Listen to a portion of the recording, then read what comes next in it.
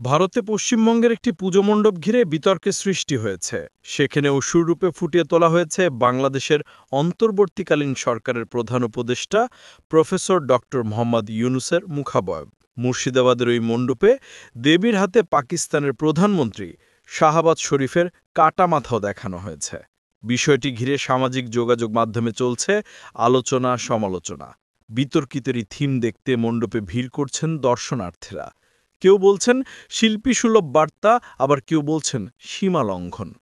পুজো আয়োজকদের দাবি এটি দেশের শত্রুদের বিনাশের প্রতীক উপস্থাপনা।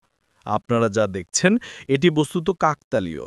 আমাদের চেষ্টা ছিল দেশের অখণ্ডতা ও একতা রক্ষায় নারী শক্তির যে অবদান রয়েছে তা প্রকাশ করা। दिखाने की कोशिश हुई है। একই জেলার আরেকটি মণ্ডপে যুক্তরাষ্ট্রের প্রেসিডেন্ট ডোনাল্ড ট্রাম্পকে মহিষাসুরের রূপে সাজিয়েছেন শিল্পীরা। পুজো কমিটির মতে আন্তর্জাতিক রাজনীতির প্রতারণা ও বিশ্বাসঘাতকতার প্রতীক হিসেবেই এই উপস্থাপনা দেয়া হয়েছে ডোনাল্ড ট্রাম্পকে।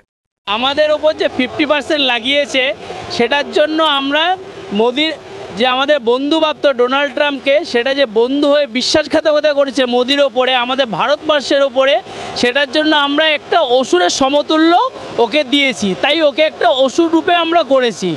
এর আগেও এমন ব্যঙ্গাত্মক থিম ঘিরে পশ্চিমবঙ্গে বিতর্ক জন্মেছিল। 2022 সালে কসবায় এক মণ্ডপে মহাত্মা গান্ধীর আদলে বানানো হয় অসুরের মূর্তি। তখন অবশ্য প্রশাসনের হস্তক্ষেপে বন্ধ হয়েছিল ওই মণ্ডপ। তবে ধর্মীয় আচার অনুষ্ঠানে প্রতিবেশী রাষ্ট্রপ্রধানদের মুখাবয়ব ব্যবহারকে অনেকেই দেখছেন কূটনৈতিক শিষ্টাচার বহির্ভূত কাজ হিসাবে। বাংলাদেশ দূতাবাস জানিয়েছে বিষয়টি তাদের অজানা। ভারতের পশ্চিমবঙ্গের রাজ্য প্রশাসন থেকেও এ বিষয়ে এখনও কোনো মন্তব্য পাওয়া যায়নি।